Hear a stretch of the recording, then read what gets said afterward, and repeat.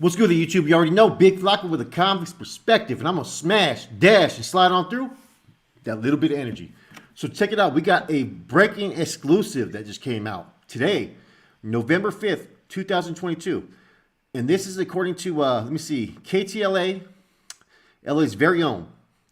So we had a Mexican mafia associate, a Nazi sympathizer, all gathered up in a recent indictment that occurred today. I'm gonna read this article. I just got this information. I don't know too much about it. I'm gonna go off the top of my head, so I'm gonna wing it right now. So here we go. A lengthy investigation involving multiple agencies culminated with the arrest of 29 people, including a woman allegedly affiliated with the Mexican mafia and a suspected Nazi sympathizer, on charges including drug trafficking, conspiracy, and firearm offenses. Authorities said more than 15,000 suspected fentanyl pills, 990 grams of fentanyl, 10 pounds of methamphetamine, 7 pounds of heroin, 112 pounds of marijuana, 13 guns, and 60,000 in cash were seized during Thursday's operation targeting criminal street gangs in Bakersfield, according to a release from the U.S. Attorney's General Office. It is precisely this kind of coordinated effort that allows us to most effectively protect our communities and hold gang members accountable, said the U.S. Attorney Filbert A. Talbert. The Bakersfield Police Department, Kern County Sheriff's Office, and Homeland Security investigations. Homeland Security has been involved in a lot of investigations into prison gangs, believe it or not, out there in the streets. Were involved. Drug buys, monitored by law enforcement, and wiretaps helped lead to the arrest following an 18-month investigation. Bakersfield residents facing federal charges is William Arthur Push, Rosa Fernandez, 43, Del Vincent Perez, Del Wesley Hubbard, Darlene Cristo Vieira, Manuel Yanes, Jorge Yanes, Luis Castanon, David Garcia, and Brian Stephen Reeves. Also facing federal charges are Timothy Robert Hinston of North Hollywood and Spencer Matthew Hoppert of Montrose. Interesting, huh? Federal documents say a confidential informant reported Fernandez, who goes by Madrina, is affiliated with the Mexican mafia and distributes drugs in Bakersfield. The informant said Fernandez is also affiliated with the Eastside Baker Street Gang. Interesting.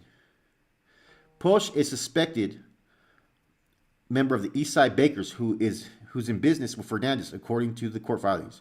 A wiretap helped federal agents identify Hingston, Hopper, and Perez as co-conspirators, according to the filings.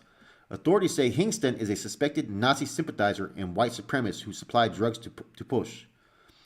Hopper delivered drugs from Los Angeles to Bakersfield, and Perez is a Sureño gang member. After an August arrest in which BPD seized drugs fronted by Hingston, Push texted Hingston and asked him to forgive the debt, according to the filings. Hingston texted back that he has to pay cartel people. I don't fuck around with cartel people and tell them I'm going to fucking pay. Kingston wrote, according to the filings, that is suicidal. Another defendant, Reyes, is known as Illuminati and is a Mexican mafia prison gang affiliate, Vadio Baker's gang member, who distributes narcotics and firearms, the filing says. Luis Maduro Castellano called Damage is affiliated with the Big Hazard Sureño Street Gang and is also suspected of being affiliated with the Mexican mafia, authorities say. Wow, let me see if there's any more on this. So this is kind of interesting. So this is suggested correction. So this is a new indictment, and it's showing that, you know, the widespread things of affiliations and so forth with different groups. You have, like I said, the Mexican nationalists across the border. I'm not going to go too much into their details. You have some that were MA sympathizers, and then you had some that were Nazi sympathizers. But to what extent were these, you know, these are allegations. You know, I don't know. You know, if a female can be an associate, I guess, title within any of these particular groups, because they're the ones that are gonna be like doing the communications. Some of them may be trafficking the drugs or doing other things. As far as the other individual, anytime that you're part of, have certain tattoos, they're gonna affiliate you as a Nazi sympathizer. So I don't know if he was part of any organization. I don't know if this was a working relationship, but see, out there in Bakersfield, you have a lot of Sureños and whites. They've been doing business for a long time. You know, they rock together. Sometimes when they're in different facilities, you know, they'll be a lot more closer because they're on the outside looking in at times. What I mean by that is far as being a southern car, the LA gets the more predominant outlook, as does Orange County and Diego. So I mean, at times they're in the county jail. They're doing time. They know each other, and it's kind of like it would be expected for them to do business operations out there. Because there's really just a small nest of Northerners that are out there that either came from basically like surrounding cities or are secretly homegrown. Not many though.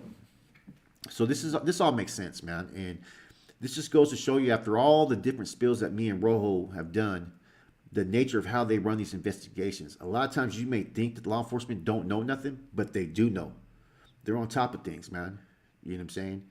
And you may think you're getting by, but you never know who may be on a wiretap. You may be in a situation to where they have such equipment now that you could be in a bar that's full blast, and they could fucking have a certain baton that's fucking recording you from 1,000 feet and take out all the fucking backdraft and hear your conversation to a T.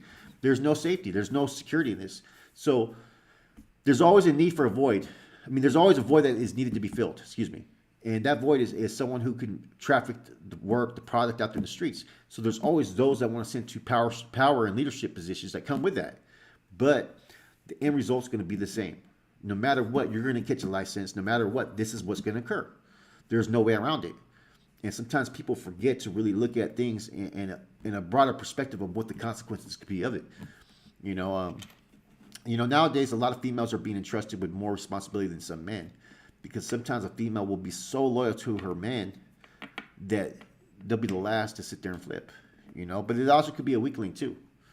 There's been females in the past that they put pressure to take the kids, they flip. And so that's why what I used to remember is the females that were more prevalent in the game were those that their kids were already grown or already involved in the mix.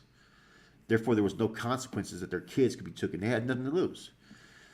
Some of them thrived off the being recognized. You know what I'm saying?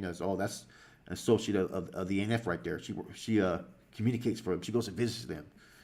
They like that recognition too. You know what I'm saying? Now with this right here, doing business dealings amongst white and Sudanos has always occurred, and I think in certain areas it's even more prevalent. But there's dealings in other areas that people don't know about, like in the Bay Area. You're going to have whites that are dealing with Northerners because the Northerners got all the product. They've kind of undercut by getting a lot of the bites and connects. Some of them are going to be doing business with Sudanos. But for a while, up north, you wouldn't see too many whites doing business with Sudanos because there was a lot of language barriers back then. Now you see a lot of business with everybody. It just goes down to the one thing, period. It's all about motherfucking money, and there's always going to be those that are willing to fill that void. You know what I'm saying? Because there's always a need and a demand for supply for those that are out there fucking in the dope game. Anyways, this is a quick spill, breaking exclusive, man. Look into it, man. Tap into it, man. You're hearing about Nazis, Mexican mafia associates, LA, all these different areas, man. And see, sometimes the broader your operations become and the more of those involved, the more at risk it could be for you. With that said, it's your boy Flacco. I'm gone.